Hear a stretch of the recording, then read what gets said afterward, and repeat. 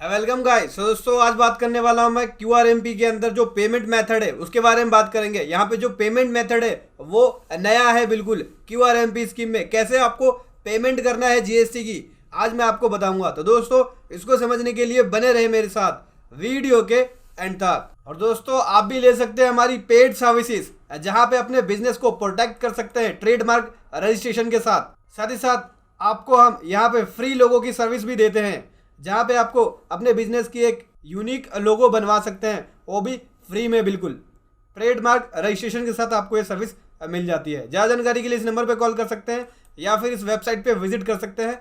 Website का link video के description में है। सो दोस्तों ये मैं आ गया जीएसटी पोर्टल पे और कर लिया मैंने लॉगिन। यहाँ पे मैं आपको बताऊंगा कि कैसे आप यहाँ पे जीएसटी की पेमेंट करेंगे, टैक्स की पेमेंट करेंगे क्यूआरएमपी स्कीम के अंदर। तो चलिए बताता हूँ। पे टैक्स पे जाएंगे दोस्तों। पे टैक्स पे जाने के बाद यहाँ पे आप चलान क्रिएट कर सकते हैं। तो क्यूआरएमपी स्कीम में आपको यहाँ पे चलान क्रिएट करने का इस तरह से जो डैशबोर्ड है वो दिखेगा, रीजन फॉर चलान। तो यहाँ पे दो मेथड हो गया। पहला मेथड हो गया monthly payment for quarterly return. यहाँ पे क्वार्टरली रिटर्न के लिए मंथली पेमेंट करना चाहते हैं, ठीक है। अगर आप क्यूआरएमपी में नहीं है तो एनी अदर पेमेंट पे जा सकते हैं। तो मैं जैसे कि अभी क्यूआरएमपी में हूँ तो इस पर क्लिक करूँगा, monthly payment for quarterly return. तो देख सकते हैं यहाँ से फाइनेंशियल ईयर सेलेक्ट करने को मिलेगा और यहाँ से मंथ। तो जनवरी से एप्लीकेबल है क्यूआरएमपी, तो जनवरी मंथ आ गया यहाँ पे, ठीक है। अभी यहाँ पे पेमेंट के दो मेथड आते हैं, 35% ऑफ चलान या फिर चलान ऑन सेल्फ असेसमेंट बेसिस। 35% चलान का मतलब हो गया कि जितना आपने पिछले टैक्स पीरियड के अंदर, पिछले क्वार्टर के अंदर पे किया उसका 35% आपको पे करना पड़ेगा। इसको सेलेक्ट कर लेंगे तो जितना आपने पिछले क्वार्टर के अंदर पे किया उसका 35% पे करेंगे, ठीक है दोस्तों। अगर आप 35% लेते हैं तो एज पर लो कोई भी इंटरेस्ट आपको नहीं देना होगा अगर आप पेमेंट नेक्स्ट मंथ के 25 तारीख तक करते हैं। तो मतलब कि अगर जनवरी की बात करें तो 25 फरवरी तक पे करते हैं तो कोई भी इंटरेस्ट नहीं देना पड़ेगा, ठीक है। और अगर आप चलान लेते हैं self assessment basis, self assessment basis का मतलब हो गया कि जितनी आप लाइबिलिटी बनी उसके ऊपर आईटीसी कंसीडर करने के बाद जितना आपका टैक्स बना उतना आपको पे करना पड़ेगा।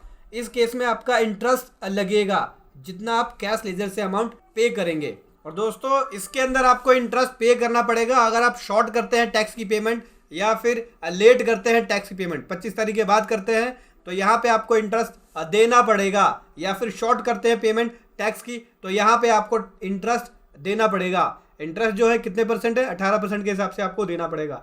18% पर एनम है। तो अगर आप एक महीने का निकालेंगे तो 1.5% निकलेगा जैसे टीडीएस के अंदर निकलता है, ठीक है। तो आपको बस इतना समझना है कि दो मेथड है। वैसे सबसे अच्छा यही रहेगा कि आप सेल्फ असेसमेंट बेसिस ले, क्योंकि सेल्फ असेसमेंट बेसिस पे आपके पास जो इनपुट टैक्स क्रेडिट आया और जो आपकी टैक्स लायबिलिटी बनी उसके बेसिस पे आप टैक्स को पे कर सकते हैं। लेकिन आपको इस बात का ध्यान रखना होगा कि आपके 2A के अंदर या जीएसटीआर 2B में वो आईटीसी दिखना चाहिए। अगर नहीं है तो उस आईटीसी को आप कंसीडर मत करना जब आप सेल्फ असेसमेंट बेसिस पे चलान को पे करेंगे।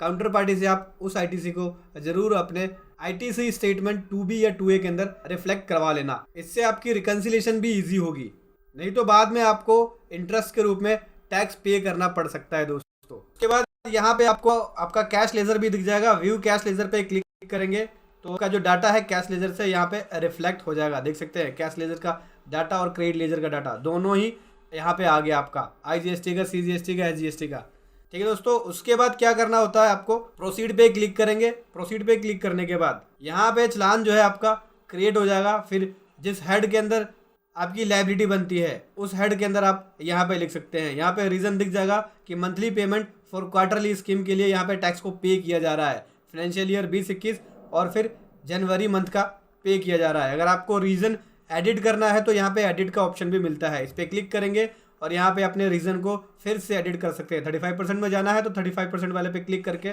प्रोसीड पे क्लिक कर देंगे।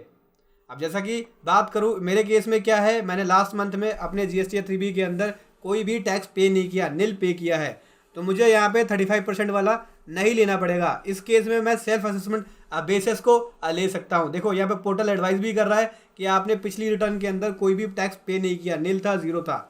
इस केस में आपको 35% वाला ऑप्शन ना लेके आपको लेना पड़ेगा सेल्फ असेसमेंट बेसिस वाला। तो इस केस में सेल्फ असेसमेंट बेसिस वाला लूँगा, तब मेरा चलान क्रिएट हो जाएगा। प्रोसीड पे क्लिक करूँगा, यहाँ पे चलान क्रिएट हो गया।